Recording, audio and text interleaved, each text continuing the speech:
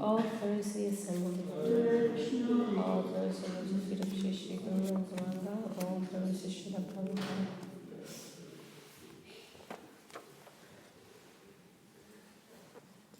Om Namo Bhagavate Vasudevaya.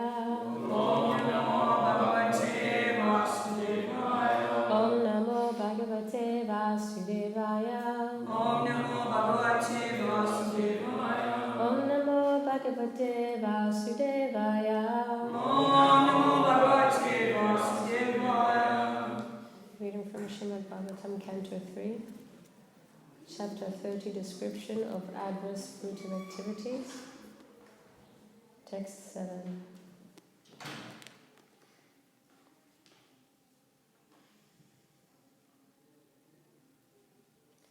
Sandhayamana sarvanga Sandhayamana sarvanga Esha mudvahanajina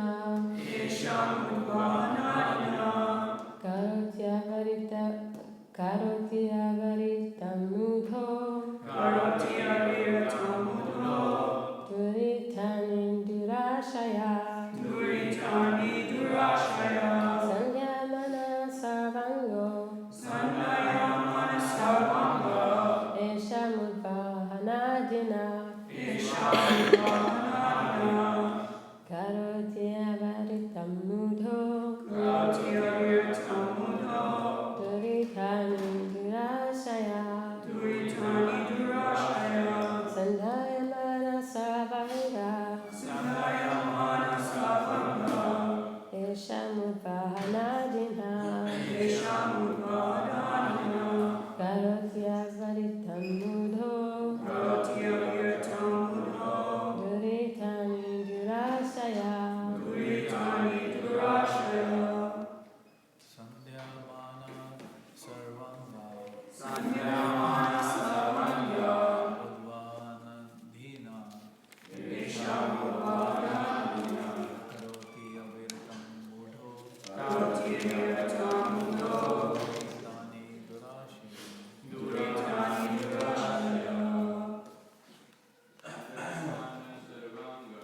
Sangaya Sangha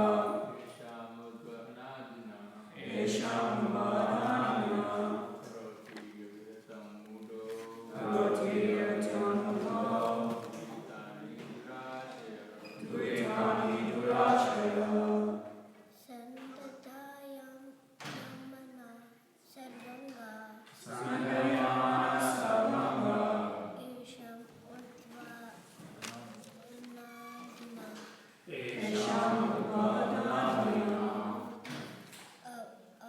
Aviratam Mudo Karoti Yatammudo Duritani Durashaya Duritani Durashaya. Messages. Sanyamanam Sarvanga Sangaya Sarvanga Esham Vadanina Karoti Aviratammudo Duritani Durashaya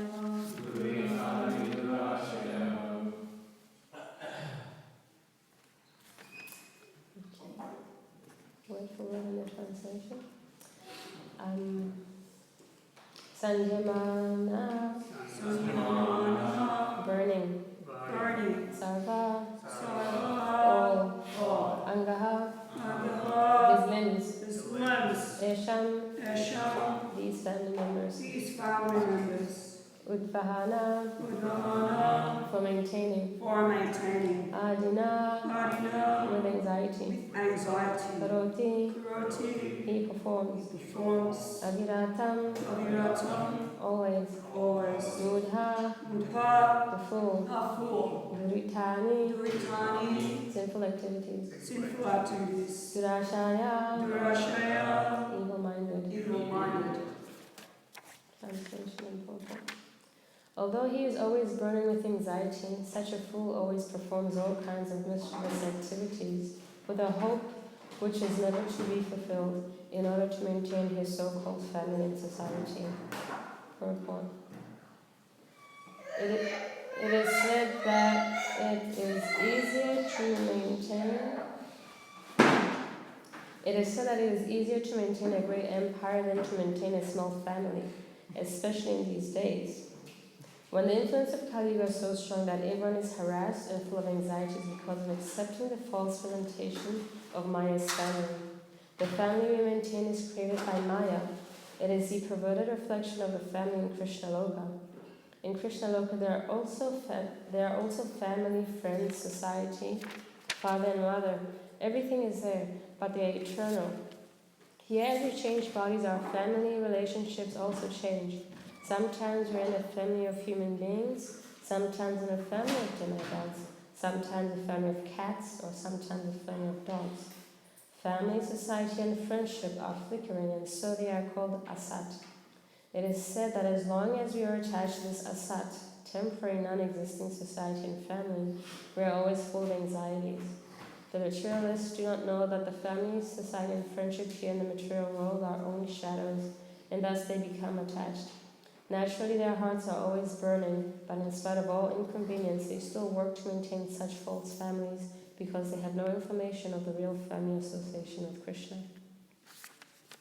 Om Jnanatinarandasya Jnanandana Shalakaya Chakshumamintanyana Tasmai Shri Gurave Namaha Shri Chaitanya Manodisam Satitanyena Bhutale Swayam Bhakadamayam Tadhi Swapam Mukam Karoti Vacham Pavamanga Jagiri Yakripa Tanaham Mande Shri Guru Ginatarina Panchakalpatrivarsta Tipasinabhyayata Patitanam Pavnebhyo Vaishnavebhyo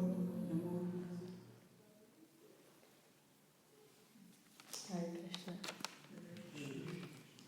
So the chapter is called Description of Adverse Fruitive Activities.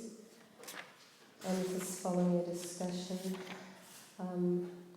where Lord Kapila is speaking about is explaining the potency of devotional service, and there's very much reference to the aspect of time as Devahuti had earlier requested in the 29th chapter, for Kapila to speak about this time factor that seems to be pushing everything to change continuously on a perpetual level on the material platform. And Lord Kapila explains this time factor as an energy of the super soul, as a manifestation, of course, directly Krishna. Time is none different from Krishna in one sense, as Krishna is allowing things to take birth, go through the different changes, and ultimately change from one body to the other, transmigrating from one body to the next. So time forces matter to change continuously. So, of course, Krishna is the owner of that aspect of time. So this has been discussed by Kapila Devi and Devahuti, and part of understanding the time factor is that we do not become fearful of time. We're not fearful of Krishna if we're acting under his umbrella, because by the same prospect, by the same aspect of time, we will be pushed to our eternal family in Goloka Vrindavan, which is what is being explained in this text. So if we focus on what's being said here, it speaks about the materialistic family conception of life. And a very strong opening statement by Srila Prabhupada that it is easier to maintain a great empire than it is to maintain a small family. And I don't know, does anyone disagree, or does anyone find this to be an extremely bold statement? I can imagine some people will hear an empire. That's, an empire is not just situated in one place. It's, like the Roman Empire, they conquer here, conquer there. The Mughal Empire. So many empires have come and gone, and they conquered vast lands and dominated and controlled people, resources, etc. And here Prabhupada explains that it is easier to maintain that than it is to maintain a small family, especially in Kali Yuga. So we have to put it in the context of Kali Yuga, where everyone pretty much is always harassed by some living entity or the other. Any of the Adi Atmika, Adi Devika, and Adi Bhautika kleshas are always harassing the living entity. So there's a lot of distress walking around with each and every single living entity. Past karmas, the interaction of the modes, and the interaction of us with other living entities who are suffering the threefold miseries. So there's a lot of anxiety, and this verse speaks a lot about how the living entity who is misplaced and who has a misconception that they are the body that they are inhabiting at the moment, they become full of anxiety because they're trying to make a permanent situation in a temporary world. And this permanent situation permeates through this contact between man and woman, which results in, most of the time, sex life, expansion, family, and expansion of the family into the different resources, the houses, the wealth, the relatives, etc. So one develops that attachment in anything that tries to hinder the prospects of enjoying these different expansions from oneself. It causes a lot of anxiety.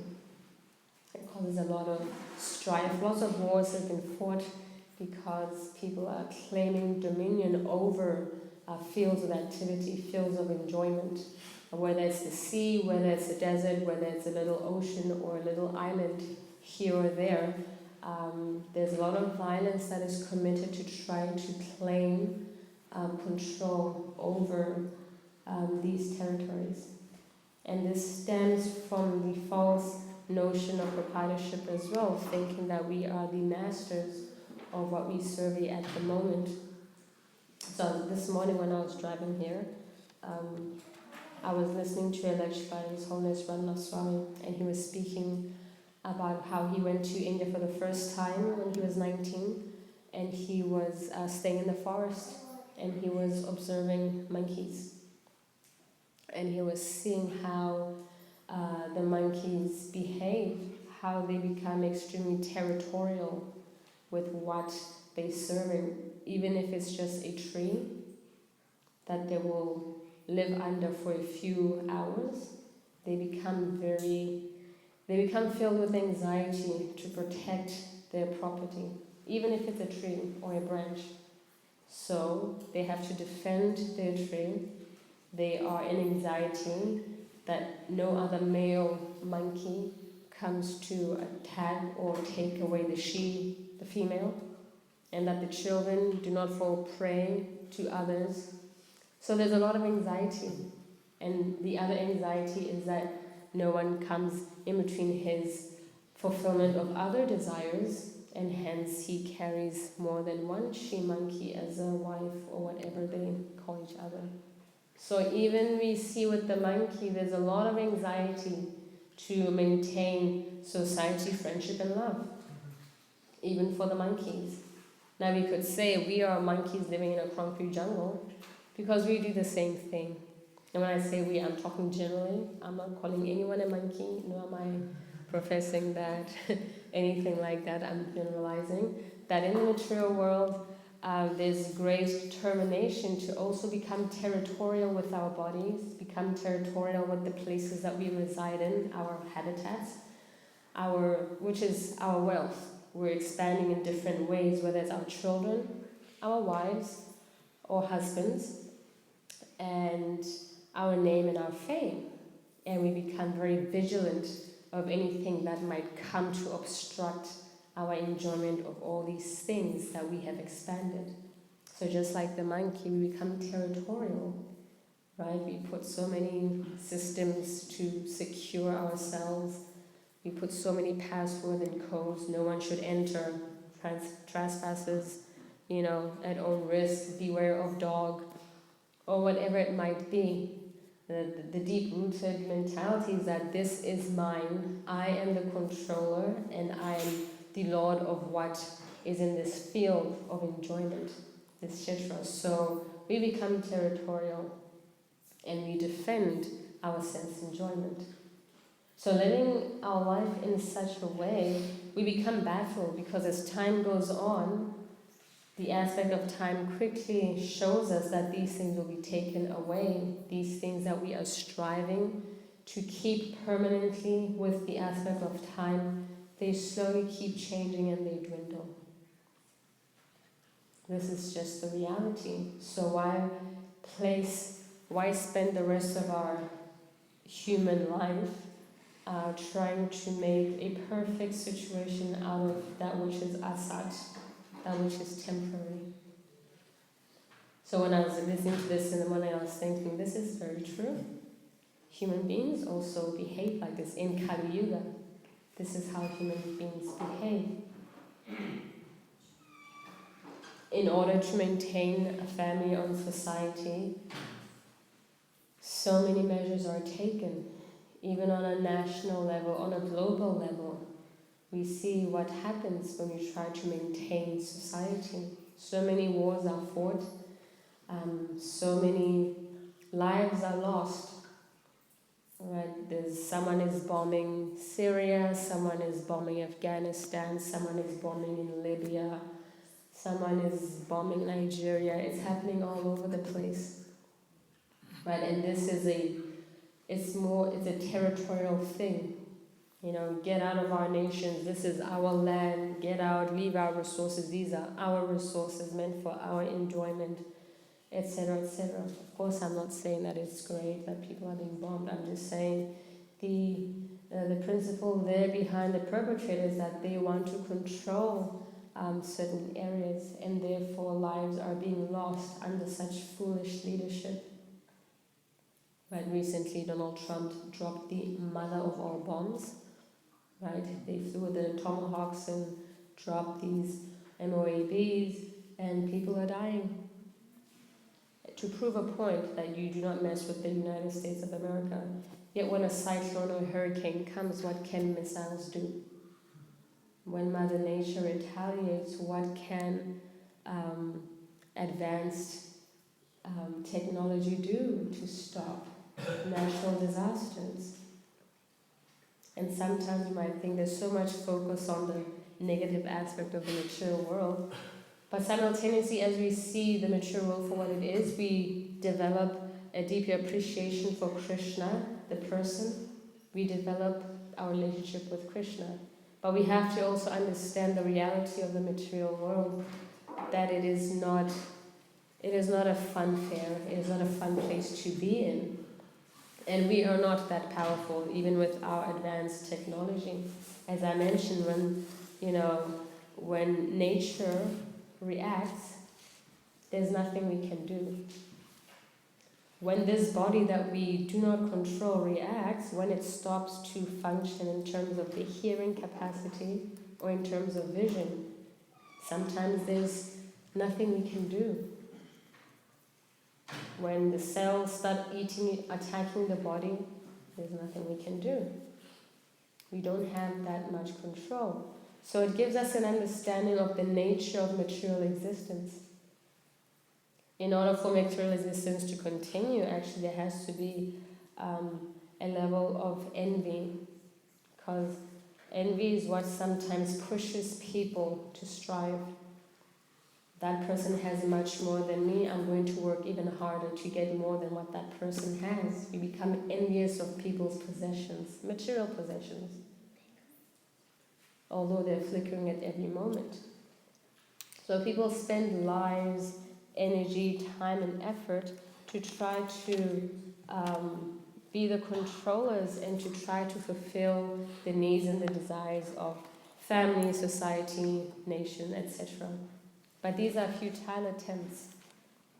When we remove Krishna from any equation, whether we remove Krishna from understanding how he has given this body or this universe, it becomes a very miserable affair.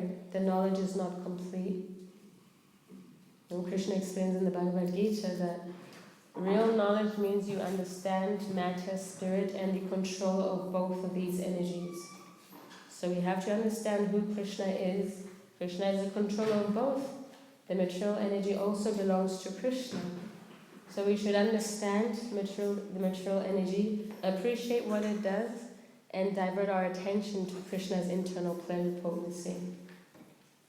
Because that is our natural disposition, that is our natural constitutional position to become a servant of Krishna.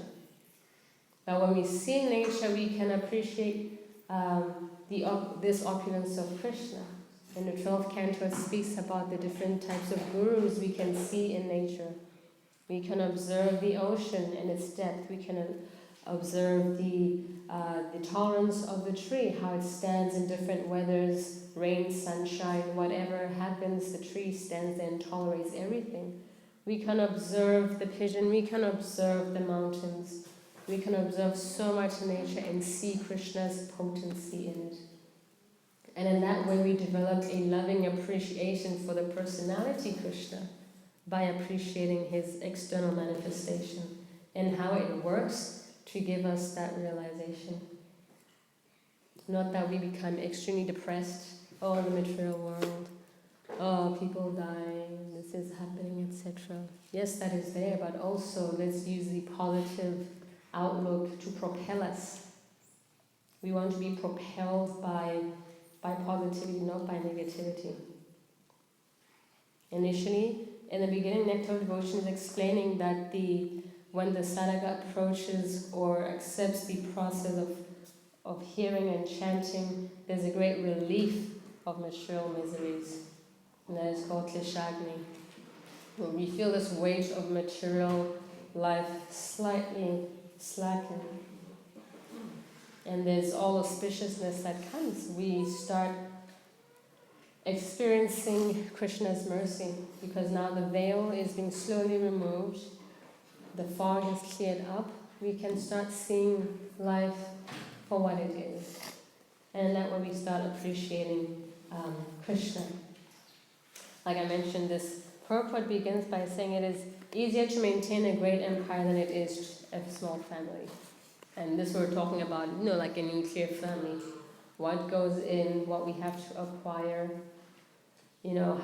relating with relatives, relating with other bodies around us. There's a lot of confusion, thorns and pebbles along the way. Right? An empire, you're your own boss. Everyone is subservient. You rule the land, and you prosper, and people respect you and praise you, etc. In that sense, it is very easy. Alexander the Great, it is very easy. You're a Kshatriya ruler, you show your prowess and all these things, and everyone follows suit, the great pharaohs or the kings. But when you're in a family situation, because everything is so close, the wife is pulling this way, the husband is pulling this way, the children are pulling you this way, material desires are pulling you that way, mom and dad are pulling you this way, so everyone is getting a piece of you. Whereas when you're when you're in an empire, people are so far removed from you because there's that awe and reverence, right? You only have your close, your friends, your allies around you, and everyone will say what you want to hear. They will just want to prep you because they're getting the benefit of being close to the king or whatever. And if they don't conform, they're booted out. See you later. So everyone sucks up to you and says what you want to hear, in one sense. But when you're in a close-knit situation, everyone gets a piece of the pie. Right? You're being pulled in so many different angles. So it becomes very difficult to navigate. You get sidetracked very easily. So in that sense, it can be very, very difficult. Because the qualities of Kali Yuga also are reigning very hard on the living entity. Attention span is so low, the mind is always disturbed. The senses in general are always disturbed. What to speak of having clear vision, we're always disturbed. Someone steps on your toe, they punch you in the face. You cut someone off, or you're traveling, and I'm a careful driver. I don't want to cause any accidents. So I follow the speed limit. If it's 40, I'll be driving at 40. If we're on the freeway at 4:15 a.m. and there's roadworks, it says 40, trust that I will be driving at 40. But you have people who are very impatient. You'll be driving at 40 and they will zoom past you and beep, beep, beep. All sorts of things. And I'm thinking, it's so early in the morning and you're so angry. What's going on? Small things, insignificant things provocate. You sit on the tram, you might kind of shove a person by mistake, and you get like a death stare. You touched me. What is this? So the level of disturbance is very high. The tolerance span is very, very short. There's hardly any patience and tolerance these days. So on top of the fact that Kali Yuga as an age has degraded the consciousness, the potency of the physical body as well, now we bring all these subtle elements too, all these qualities that should come natural in a civilized human civilization. All these qualities are being diminished by the progress of the age of Kali. So it becomes very, very difficult to actually just go on in a materialistic family setting without being full of anxiety. There'll always be that anxiety factor. So following the purport, it explains that the family situation we find in this material world is a perverted reflection of the family in Krishna Loka. Now, of course, we know the 5 primary rasas, of course, Madhya Ras, Vatsalya, Shanta Ras, Sakya Ras, and what's the big one? Vatsalya? Dasi Ras. So we can see the perverted reflection of most of these rasas here in the material world. There's a man-woman relationship. Everyone is trying to have, majority of people will have that rasa, whether it's man, woman, whatever. But that rasa is there. Vatsalya ras, that is there. Sakya ras, that is there. All these relationships are there, but they're in their perverted form. And hence in this purport, Prabhupada mentions that the family that we maintain is created by Maya. Now this is not a license for everyone here then to go back and reject your parents. You are Maya, I'm Maya, you're Maya, everything is Maya, we're all in Maya. That's not the point. The point that's being made here, towards the end of the sentence, Prabhupada mentions that they are eternal. In Krishna Loka, there are also family friends. This is in particular to our eternal family. There are also family, friends, society, father and mother. Everything is there, but they are eternal. So Maya means that which is not. So this family that I have right now, in terms of the physical body that they have right now, this is not their eternal Swarupa. This is not our eternal Swarupa right now. You're my wife, I'm your husband, you're my sister, etc. We've had many husbands, many wives in different species of life. And these are all created by the external energy. If we look at it deeply, the material energy creates, or we associate with the material energy, and we take the material body to be us. To be, this is me, I am black, I'm a woman, this is me. But that is a temporary understanding. This is a temporary body. It's not eternal. Therefore, this life right now, this is not my eternal constitutional position to be a black girl from Botswana. In my previous life, I could have been Dutch, I could have been German, could have been a man, right? Could have. I could have been an ant, or a bear, or a wolf, or a ghost, who knows? This is just temporary. So when we go with our temporary understanding and inject that temporariness into another living entity, let's live a temporary life and have temporary exchanges based on an illusory aspect of the real self, then we're continuing a downward spiral of thinking that we are the body. And when we live with the understanding that we're just the material body, then when the time factor hits us, we become extremely fearful. Now, fear is a very necessary quality of material existence. Material existence is filled with fear. We have to be fearful because we don't want the time factor, because the time factor takes away pleasure. It takes away vision. It takes away the ability, the potency of all our senses. It takes away our youth. Therefore, we don't want it. We do not want to deal with the aspect of time. But one with a proper vision, proper understanding, full understanding, sees that this is just, time is propelling us to our eternal destination. And that's why when the devotee goes through all these changes, they're not so hot and bothered by the aging body. Because the body is going to change, that is a fact of life. But we have the knowledge that teaches us that it is not the end of everything, that there is a destination. So if we just have interactions between the opposite sex, in Kali Yuga most persons will be in a grihastha type of setting. When we are in that type of unit, then we have to act on some higher knowledge, understand that whatever it is that is around us that we acquire, we have been blessed by the Lord, and we use it accordingly. As Bhaktivedanta used to say, this house is Vaikuntha, and my wife, my children, they are servants of the Lord.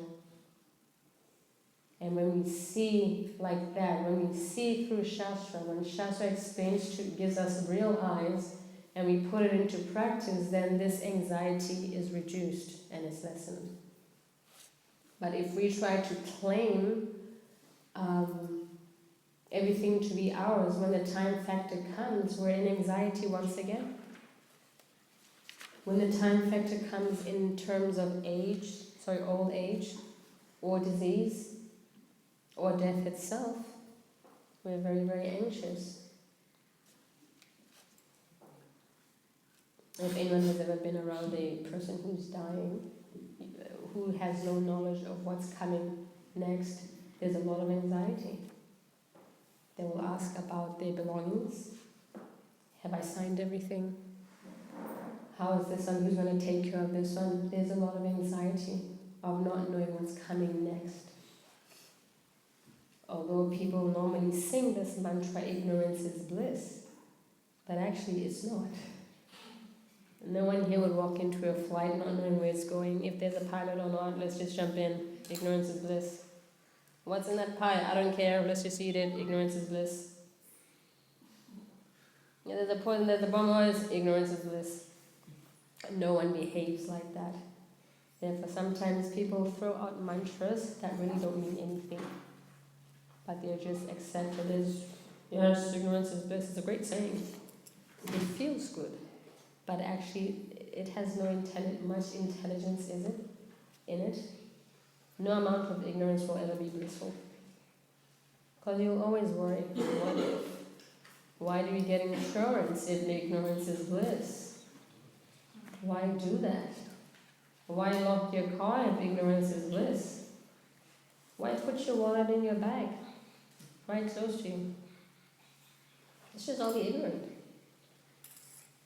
So there are all these securities because ignorance can never be blissful.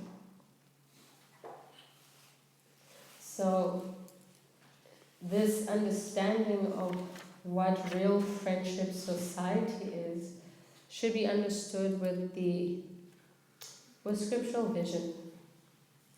Not that we need these material eyes, like Bilvamangal Thakur.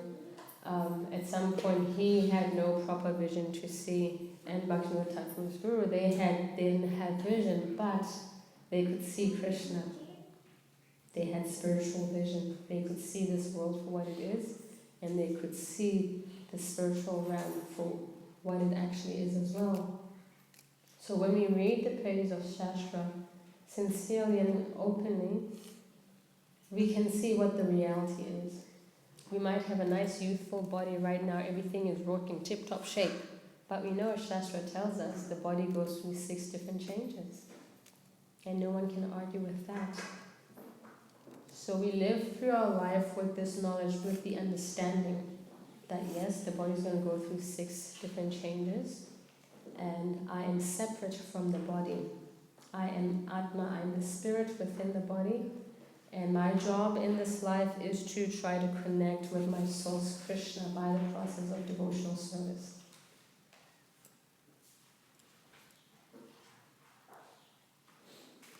So when Lord Rishabdev, in a similar topic to what this text is discussing in terms of the intricacies and the anxiety that is produced when a male and female come together in material existence to try to cohabitate, to put it nicely. The attraction between male and female is the basic principle of material existence. On the basis of this misconception, which ties together the hearts of male and female, one becomes attracted to this body, home, property, children, relatives, and wealth. In this way, one increases life's illusions and thinks in terms of I and mine. So this understanding that keeps us bound here into this material world is further perpetuated when we come together in a union without higher knowledge of what that union is actually about. And the proof is there in different faiths. Unions are generally solemnized in a holy institution.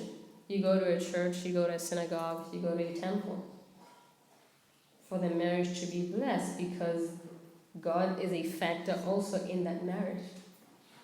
Actually, even when we were growing up, when we were doing different nativity plays, etc., the priest would explain to us that yes, actually we do all these things, you get baptized, you get Holy Communion, all these things, because God is the other person in your life. Even in the relationship between you and your spouse or your parents, God is also there. But somehow or the other we seem to forget that point when we're all grown up. We go there for that day, woohoo, wedding bells, hee hee, And then when we walk out, God is out of the picture. And as soon as you remove Krishna from the equation, even from a marriage institution, which is the Grihastha ashram, in one sense, when we look at it as an institution, it falls under the Varnashram system, which is meant to at least civilize human beings to be able to give them a platform where they can hear about spiritual subject matters. It is meant to organize society. So on that platform, it gives people a stable situation to hear about Krishna. That's what it is meant for. But if the Pumsa and the Shriya, this verse in 558, Rishabh, Pumsa generally means the male, the dominant one. Shriya, as Gopavanish Prabhu yesterday mentioned, doesn't only mean to expand, but it means female. So it explains that Pumsa and Shriya, Mithuni Bhavan, they come together and propelled by attraction for sex life.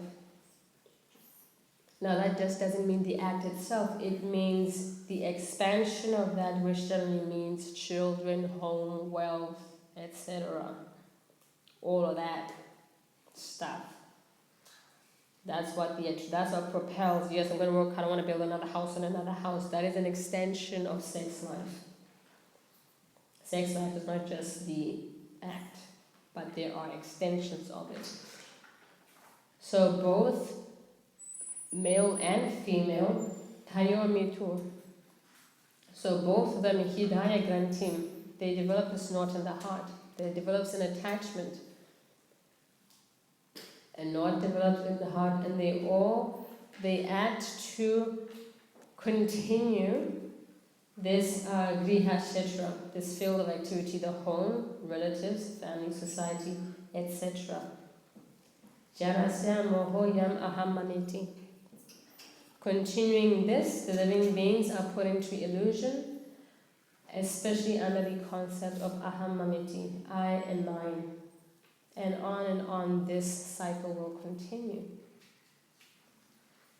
So when we enter into relationships without Krishna, there's the risk factor is that we will continue with the illusion of I and mine mentality. You are my property, I am yours. And if you listen to a lot of discourse happening in these days, especially in the realm of spirituality or religion, people think that with the relationship, with what makes the world go round, the relationship between male and female, that one is trying to control the other.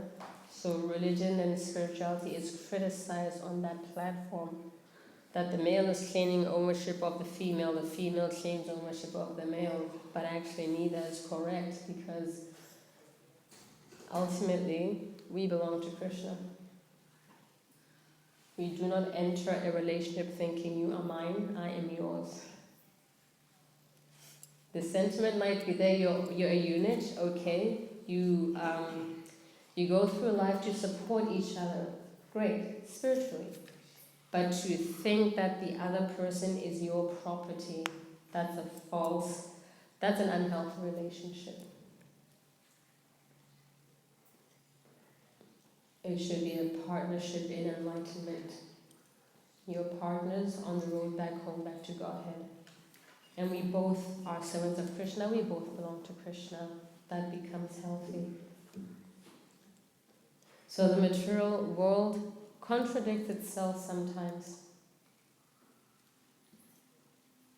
What's being spoken about here is that the materialists further do not know that these relationships that they're striving for without purity, in terms of without exploitation, they do not know that they are shadows of the real thing, that they are pure relationships in the spiritual realm. Therefore, their hearts are always burning to have that pure relationship. So we're looking for pleasure in all the wrong places, because it's the nature of the soul to seek pleasure. And who is the reservoir of all pleasure? We chant it every day. Ram is in the mantra. The Lord is the reservoir of all pleasure, and the living entity is seeking pleasure. And our pleasure becomes fulfilled when we connect with Krishna in a relationship. So when we take up the process of Krishna consciousness, we're aiming to re-establish that connection, and that pleasure principle will come as a result of awakening our dormant relationship with Krishna. And oftentimes this is criticized in the material world, although there's so many contradicting mentalities out there that sometimes make it very, very difficult when you're preaching to people. Some people will come here, they'll see Srila Prabhupada, they'll see the deities, and they'll say, nope. They will say, man worship. If they come for a Vyasa Puja, man worship. If they walk in the temple, they see us offering obeisances, man worship. They don't like it. But then if we go back out there and see how they treat important persons like, let's say Bollywood stars or Hollywood stars or musicians, there are entire careers that are dedicated to understanding how did Salman Khan get that body he has? How does he work out? What does Shilpa Shetty do to keep her hair very long and healthy?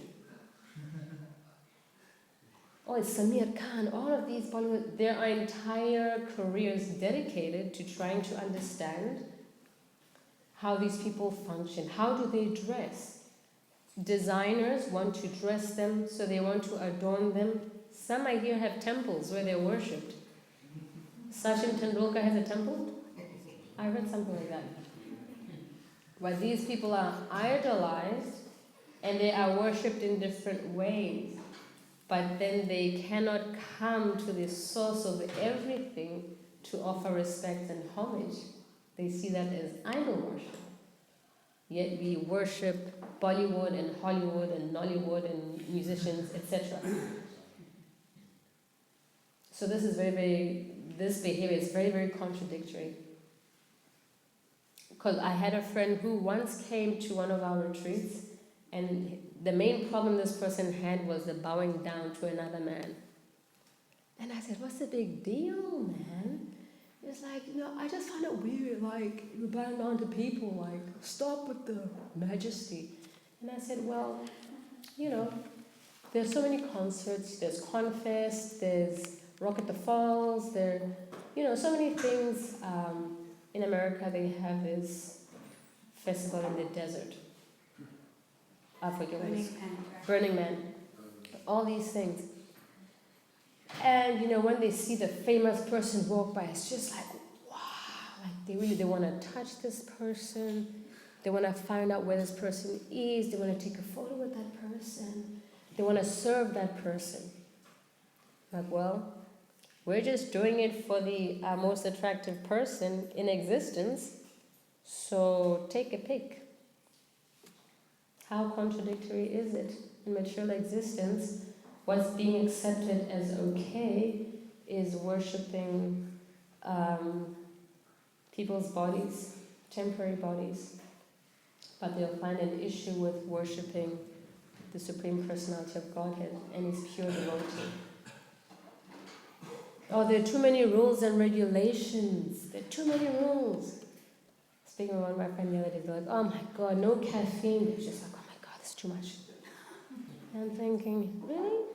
There are no options out there? No more options? You mean to tell me there's no more option in the health shop? Caffeine-free stuff, there's no option? They're like, well, there is. Well.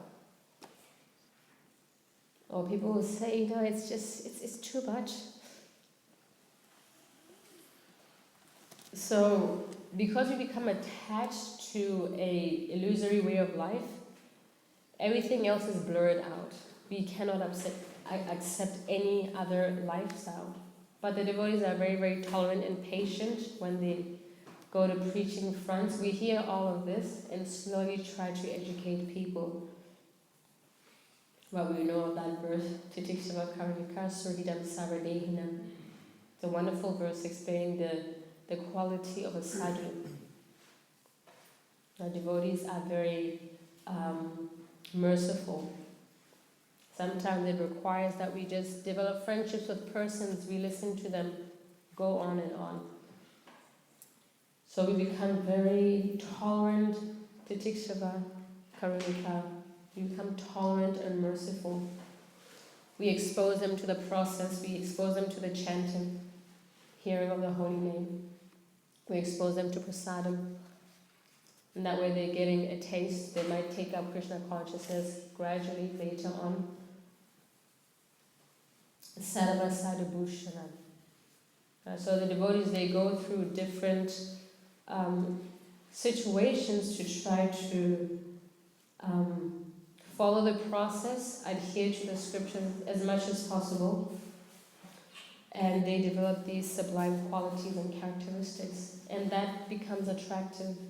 People become attracted actually to the devotees. So by following the process itself, we develop this attractive feature, and people wonder, what is it that you do that makes you so calm, so peaceful, so anxiety-free? And then we can share with them, well, this is my lifestyle. This is what I do in the morning. I chant on japa beads, mala. These days, people know the word mala. Even the Aussies, oh, you chant on mala? I'm like, yeah, on mala, yeah, that's the word. People are slowly learning the lingo.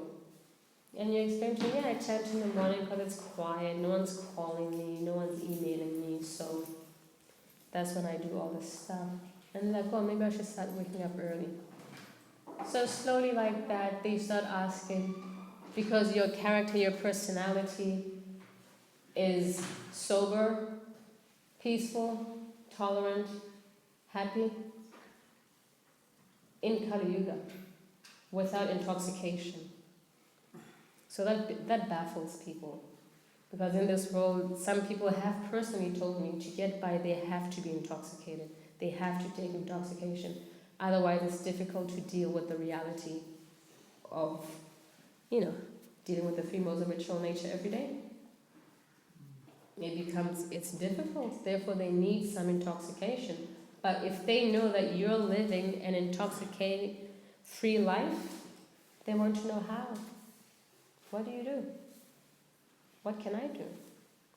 So like this, we can create positive change in people's life, and they will cease from working so hard to try to set aside these false notions of the self, and slowly but surely come to the platform of realizing their non-material self. In all different types of relationships, they will cease to be driven by an illusory aspect and the I and my mentality. So I'll stop there and I'll ask if there's any comments or questions.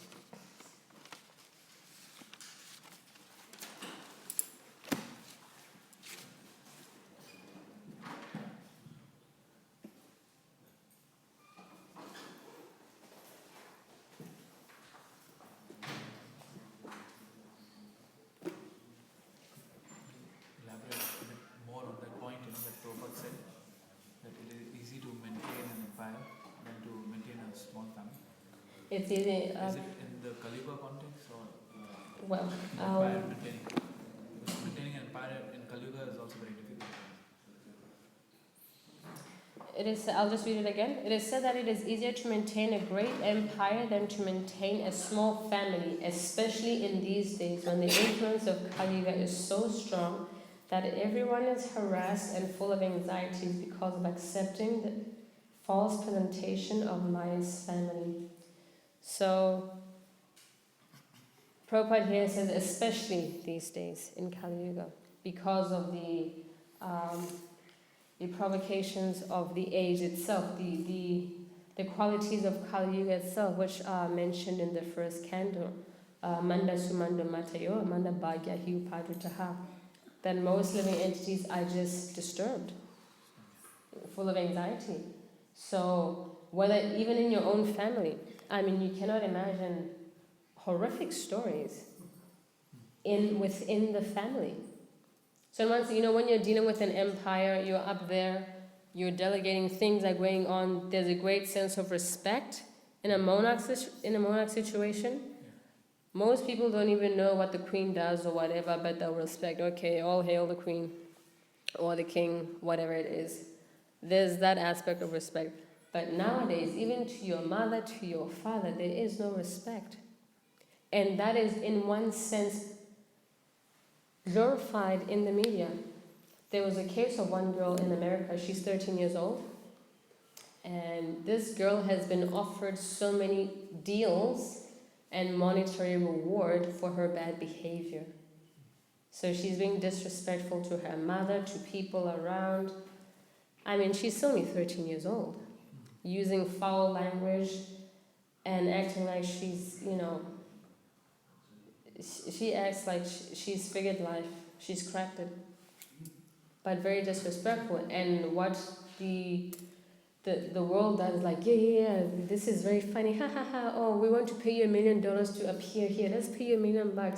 So she's thinking, oh, I act like this, I get what I want. So, and she's hits her mother, she's stabbed her mother before, she behaves badly. So in Kali Yuga, there are no bars. It doesn't matter whether someone is your mother or father anymore.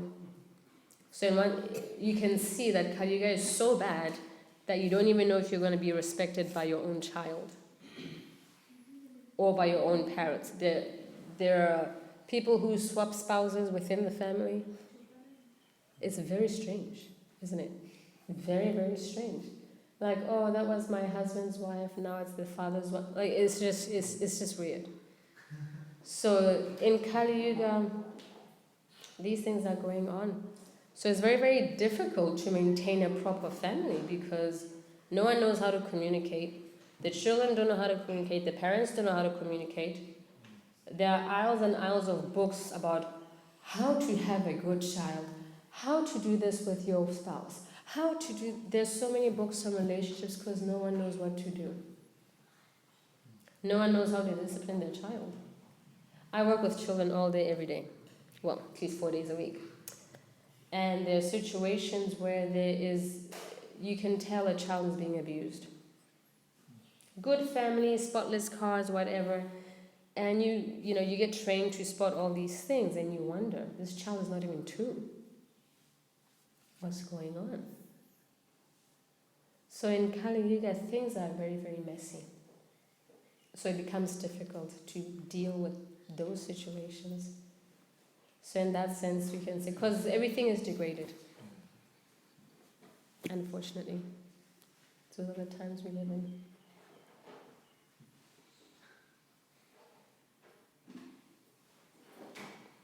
Any other comment or question?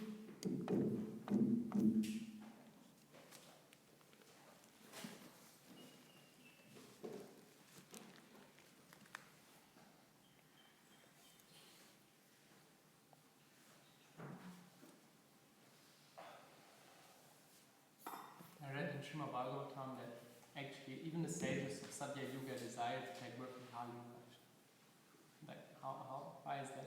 It's so degraded. Yeah. What's that verse? What's that verse that explains how there's one good quality in Kali Yuga? Kalo Nije Rajan Nasti.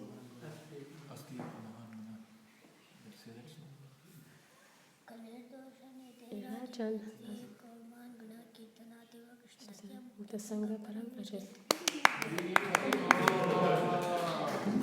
What's happening? I don't know what I was doing at this age. Reciting a shloka. Pertaining to your question, yes, great sages, even in Satya Yuga, they want to take birth in Kali Yuga. Why is that? It's such a degraded age. Well, if you're very smart, you can finish up your business very quickly because there is nothing attractive here. Do your job and go.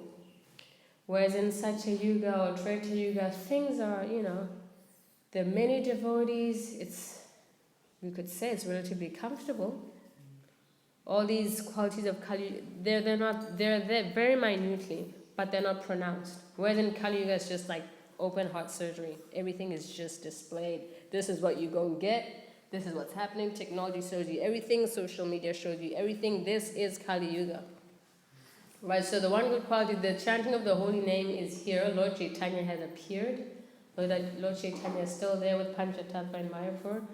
So it's a very, very potent age in the sense that the Chana avatar, Lord Chaitanya is actually not an avatar, he's Krishna himself, has appeared and performed his pastimes. And the mercy of the Goswamis, the Panchatattva, it is still there. And the ISKCON body under Srila Prabhupada is alive. So in that sense, living entities want to take birth here because there is a system set up. You can come and practice and get out very quickly. Whereas in other ages we might be distracted because the body is stronger, much more beautiful. You know, we have everything is not as bad as Kali Yuga. That's the one good thing about Kali Yuga right now is the chanting of the holy name is there. And that is our short ticket out to the highest domain, Goloka Vrindavan. So in that sense, yes, it is. We're very fortunate to have taken birth in a time where Lord Chaitanya has just left. I saw a quote actually by Bhaktivedanta Swami. I'll finish here before I get chastised for going too long.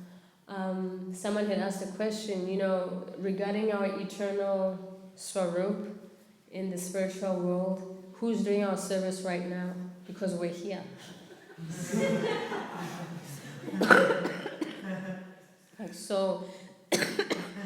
Excuse me.